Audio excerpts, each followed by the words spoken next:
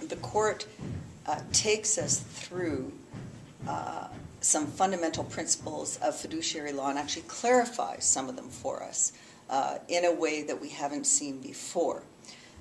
One source of a fiduciary obligation, well, first I should say that the relationship between the Crown and Aboriginal peoples is a fiduciary relationship.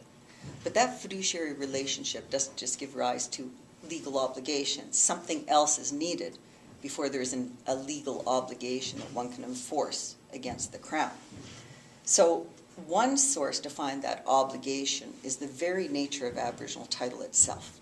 Because Aboriginal title, as it's been defined by Canadian courts, and I have to emphasize that because the court's understanding is different quite often from the understanding of First Nations or Inuit or Métis. But Aboriginal title, as understood by the courts, can only be alienated, that is, transferred up to the Crown. Because of that, the Crown has special obligations to Aboriginal people that are enforceable in relation to that collective title. Okay? One of the things that was argued in this case was that the reference towards the extinguishment of Indian title, and I do this quotation mark because that's the words in Section 31, was recognition that Métis had Aboriginal title, and that one could then say the Crown has a fiduciary obligation, that they did not fulfill that obligation because of all the problems with the scrip distribution system, the knowledge about the speculation, the facilitation of fraud, whether it be intended or not, et cetera, which others have discussed. And I don't mean that in a dismissive way to say, et cetera, et cetera. It's just the facts of the pattern of indifference by the Crown, which is established in this case. In any event, the argument was that towards the extinguishment of Indian title recognizes that there was Aboriginal title. This gives rise to an obligation in the Crown. Their actions were clearly in breach of that obligation. We want that declaration to facilitate our negotiation. The Supreme Court of Canada said no. That's a disappointing part of the case, which I will come back to.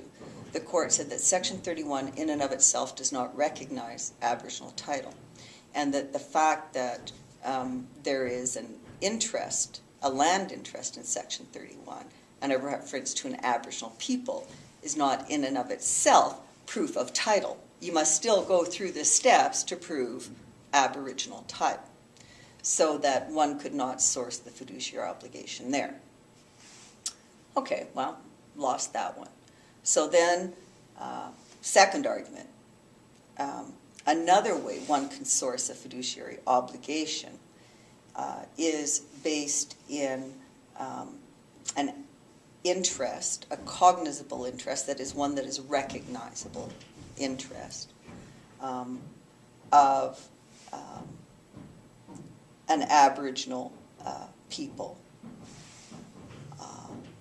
And discretion in the Crown, and the Crown undertaking to act to the benefit of an Aboriginal people in relation to that interest. So there's two or three elements there. There's discretion, there's an interest that's recognizable, and there's an undertaking by the Crown to act for the benefit of the Aboriginal people in relation to that interest.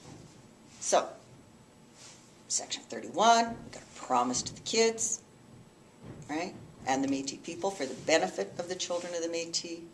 We've got discretion of the Crown in administering the land pursuant to that section. And as we know, they didn't just administer land, they administered what was called scrip, a certificate that could be exchanged for money or land. And we have what was argued and undertaken by the Crown to act for the benefit of the Métis children. Another disappointing part of this case is the court said no, that there was not a fiduciary obligation based in that source, that argument either.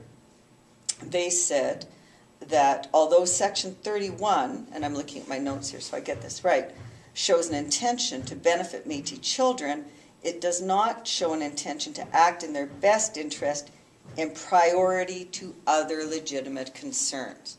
So they're narrowing this a bit from what I've read before. Okay, so fiduciary obligation arguments unsuccessful.